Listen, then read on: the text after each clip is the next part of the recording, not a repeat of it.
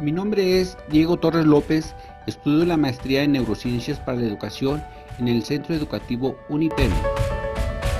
Video del producto final de la materia Neuropsicología. Tema: lenguaje y trastornos del lenguaje. La neuropsicología es una especialización que nace de la convergencia entre la neurología y la psicología. Es una disciplina que estudia la relación que existe entre los distintos procesos psicológicos y el funcionamiento cerebral. Su objetivo esencial es estudiar las relaciones existentes entre la actividad cerebral y las funciones psicológicas superiores, como son las gnosias, praxias, lenguaje, memoria, etc. ¿Y cómo aborda las funciones corticales superiores humanas? Una de sus fuentes principales de conocimiento proviene del estudio minucioso de la desorganización de esas funciones complejas, cuando lesiones orgánicas de distinta etiología, como lo son los traumatismos craneoencefálicos, accidentes cardiovasculares, epilepsia, etc., y llegan a afectar al cerebro. La neurociencia cognitiva se centra en el estudio de los mecanismos neurales implicados en los procesos mentales que caracterizan la cognición humana. Entendida en un sentido amplio, abarca no solamente los procesos cognitivos, sino también los procesos emocionales. Entre los procesos y aspectos de la experiencia humana que se estudian por la neurociencia cognitiva encontramos la atención, memoria, aprendizaje, inteligencia, creatividad y lenguaje, que es el tema que estaremos hablando, entre otros. Para abordar el tema de los trastornos del lenguaje, es importante primero conocer la definición del lenguaje, el cual se entiende como un sistema simbólico utilizado para comunicar significados concretos o abstractos con independencia de la movilidad sensorial utilizada o del medio concreto de expresión. Con esta definición se incluye el lenguaje hablado y escuchado, el lenguaje comunicado en forma escrita y el lenguaje de signos. Lenguaje y habla son dos cosas diferentes. El lenguaje es un sistema simbólico para representar y comunicar ideas, mientras que el habla es una forma de comunicación audible. La producción del habla depende de una variedad de sonidos vocales, la intensidad, el timbre y las propiedades tonales, de los cuales transmiten tanto información semántica como información importante desde un punto de vista biológico, relacionada con la identificación del género, el estado emocional de la persona, etc. El tracto vocal humano y los sistemas neurales que lo controlan se han especializado en alto grado a lo largo del proceso evolutivo, lo que permite que el ser humano pueda producir aproximadamente unos 200 sonidos o fonos diferentes, los cuales derivan en percepciones auditivas denominadas fonemas.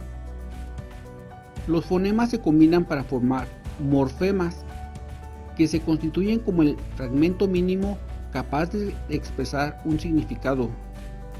Algunos morfemas son palabras completas, mientras que otros se tienen que combinar para generar palabras. El léxico es el conjunto de palabras de un idioma determinado, mientras que la sintaxis hace referencia a las formas en que se combinan las palabras ajustándose a las reglas de la gramática. La semántica hace referencia al significado o a la interpretación del mismo, de un símbolo, de una palabra, conjunto de palabras o de una representación formal determinada. El significado de una palabra o de una frase puede verse notablemente modificado por la entonación vocal con que se está llevando a cabo. Con relación a la expresión oral, la prosodia se encarga de examinar y representar formalmente aquellos componentes tales como el acento, los tonos y la entonación. Por último, en la comunicación humana se unen las frases unas con otras, formando narraciones con significado que constituyen el discurso. Dentro del lenguaje hay diversos procesos que pueden verse afectados. Son: expresión, es la capacidad de formular ideas con sentido y de manera gramaticalmente correcta. Lectoescritura los gestos o las expresiones. Fluidez es la capacidad para producir de manera rápida y eficaz contenidos lingüísticos. Discriminación, capacidad de reconocer, diferenciar e interpretar contenidos relacionados con el lenguaje. Repetición, capacidad para producir los mismos sonidos que se escuchan. Escritura, capacidad para transformar ideas en símbolos, caracteres e imágenes. Lectura, capacidad para interpretar símbolos, caracteres e imágenes y transformarlos en habla. Comprensión, capacidad de entender el significado de palabras e ideas. Vocabulario, conocimiento del léxico. Denominación, capacidad de nombrar objetos, personas o hechos. Veamos la fisiología del lenguaje. El lenguaje reside en el hemisferio dominante, que en la mayoría de las personas es el hemisferio izquierdo. Existen dos áreas principales. El área motora del lenguaje es el área de Broca y el área sensitiva del lenguaje, que es el área de Wernicke. Y hay un fascículo que conecta a las dos áreas y es el fascículo arqueado o fascículo arcuato, que comunica el área sensitiva con la motora y que el circuito funciona al recibir estímulos visuales a la corteza occipital y auditivos a la corteza auditiva, que está en el lóbulo temporal, y va a llegar al área de Wernicke, que es el área sensitiva, la responsable de que nosotros entendamos lo que nos acaban de decir o interpretar el lenguaje. El área de Wernicke se comunica con el área motora para que haya una respuesta al lenguaje, y para elaborar mi respuesta está en el área de Broca. Después, el circuito se pasa al área premotora, a la circunvolución precentral, para que el área de Broca active a las estructuras implicadas para poder decir lo que se quiere decir. La localización de las áreas de Brodmann. El área de Wernicke se localiza en el lóbulo temporal, en la circunvolución temporal superior, en la parte posterior. El área de Broca está en la circunvolución opercular y triangular, que son parte de la circunvolución frontal inferior, que se encuentra en el lóbulo frontal. Conociendo ya la fisiología del lenguaje, podemos abordar sobre los trastornos del lenguaje. Afasia. La afasia se puede definir como una perturbación en la comunicación verbal causada por lesiones cerebrales circunscritas, que caen en 1977. Apoyándose en criterios más clínicos, Kertész en 1979 la define como un trastorno del lenguaje consecuente al daño cerebral, caracterizada por dificultades en la producción, agramatismo y parafrasias, que es la disminución en la comprensión, y errores en la denominación, que es la anomia. Benson y Ardila en 1996 definen afasia simplemente a una pérdida o trastorno en el lenguaje causado por un daño cerebral. En la mayoría de los casos está implicada la arteria cerebral media. Hay varios tipos de afasias. Afasia de Broca o afasia motora. Se caracteriza por un habla lenta, laboriosa y poco fluida, pero comprenden lo que dicen y lo que escuchan. Afasia de Wernicke o afasia sensitiva. Se caracteriza por dificultades en el reconocimiento del lenguaje, específicamente en el reconocimiento fonológico. Si esta dificultad se encuentra desde la niñez, es decir, el menor no puede iniciar adecuadamente el lenguaje, estructurar las palabras, no solamente defectos en la articulación, estaríamos frente a una disfasia. Es evidente cuando el niño presenta problemas en la expresión del lenguaje y tiene dificultades para usar palabras de manera adecuada para expresarse, o incluso presenta una fluidez verbal disminuida usando estereotipias verbales, como el famoso caso tan, que solamente podía decir la palabra tan. Algunas de las enfermedades que se le parecen a la afasia y son trastornos del habla son: la disartria es un trastorno en la articulación del habla causada por alteraciones neuromusculares, estando preservado el lenguaje causado por daño en el sistema nervioso central o lesiones de sistemas efectores del lenguaje. El paciente entiende lo que dices, sabe lo que quiere decir, pero el problema es al momento de la ejecución. La disfonía es una alteración de la voz producida como consecuencia de trastornos orgánicos o funcionales de los órganos fonatorios, cambios en el tono, intensidad, timbre y duración de la voz.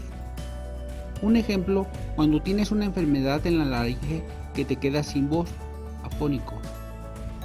La dislalia es un trastorno de la articulación de fonemas que no está causado por patologías del sistema nervioso central ni de los órganos fonoarticulatorios. El ejemplo del niño que está aprendiendo a decir una palabra y en lugar de decir teléfono dice pololo, y ya los padres lo irán corrigiendo, pero si no, se queda para siempre. A eso se le llama dislalia. Otros trastornos del habla son disfemia y disglosia. La disfemia es un trastorno de la elocución que se caracteriza por bloqueo espasmódico que interrumpe o impide la emisión de la palabra, produciendo repetición involuntaria de las sílabas o palabras. Como ejemplo tenemos la tartamudez. La disglosia es un trastorno en la pronunciación causado por lesiones o malformaciones estructurales de los órganos del habla, no es neurológico. Otro trastorno del lenguaje es la agnosia. Comenzamos definiendo lo que es una agnosia. Es la capacidad de reconocer estímulos previamente aprendidos. Y una agnosia es la incapacidad de reconocer estímulos previamente aprendidos sin haber deficiencia en el lenguaje, intelecto o en los órganos de los sentidos ni en sus vías nerviosas. La agnosia es un trastorno neurológico que se localiza en la corteza cerebral. Se presentan en la mayoría de los casos en el hemisferio no dominante. Con el término agnosia se designan las perturbaciones en el procesamiento complejo de la información sensorial de Renzi en el año 2000. De acuerdo con la temprana clasificación hecha por Lissauer en 1890, pueden identificarse los síndromes agnósicos aperceptivos y los asociativos. Por percepción se entiende el nivel de elaboración de datos sensoriales que permite reconocer y discriminar patrones complejos, mientras que en asociación denota el nivel funcional que relaciona los datos discriminados con las imágenes de memoria depositadas en el cerebro por las diferentes modalidades sensoriales y que confieren significación a lo percibido. Basado en este modelo de reconocimiento, Warrington en 1985 propuso la existencia de una etapa sensorial realizada por las cortezas visuales primarias y dos etapas postsensoriales, una de categorización perceptual y otra de categorización semántica. Puede haber varios tipos de agnosias. La agnosia visual: el paciente puede ver pero no reconoce lo que ve. Un ejemplo: puede ver a las personas pero no reconoce hasta que las identifica por el tono de su voz o por la forma de vestir. Agnosia táctil: el paciente siente pero no reconoce los objetos que toca. Ejemplo: si le colocas una moneda dentro de la bolsa del pantalón, la puede sentir pero no reconoce lo que es. La agnosia auditiva: el paciente escucha pero no reconoce los sonidos. Ejemplo: el paciente escucha una canción pero no sabe quién la canta. Antes de la lesión sabía la letra y quién la cantaba. Agnosia corporal: el paciente siente pero no reconoce partes de su propio cuerpo. La agnosia motora, que es más una apraxia. La apraxia es la dificultad para hacer movimientos coordinados, incluso cuando la persona tiene la destreza y la intención de hacerlos. La apraxia aparece como resultado de lesiones o daños cerebrales. El cerebro no puede generar ni enviar las instrucciones de movimiento correctas al cuerpo. Principalmente se deben a un daño en el lóbulo parietal. La apraxia, localizada en el área 6 de Brodmann, que es la pérdida de los planos motores. En una clasificación tenemos apraxia ideatoria, apraxia ideomotoria, que son del hemisferio dominante, y la apraxia del vestido y apraxia de construcción son del hemisferio no dominante. Cada una consiste en apraxia ideatoria. El paciente no puede formular la secuencia de movimientos para realizar una acción. Ejemplo, cuando le das la mano para saludarlo, no sabe que tiene que estrechar su mano. Apraxia ideomotora. El paciente sí sabe la secuencia, pero al momento de ejecutarla no puede hacerla. Ejemplo, le dices al paciente que describa la secuencia de pasos para abrir un auto y subirse. Sabe que debe quitar el seguro, abrir la puerta y subirse, pero al momento de ejecutarla no sabe. Apraxia del vestido. Ejemplo, el paciente al vestirse puede iniciar con los pantalones antes que la ropa interior. Apraxia de construcción. Es un defecto de asociación entre la percepción visual y la acción apropiada. Ejemplo, cuando le dices a un paciente que dibuje una casa con una ventana, una puerta y un árbol afuera, no tiene ese orden para diseñar todo y termina haciendo un rayadero con dibujos de varios tamaños.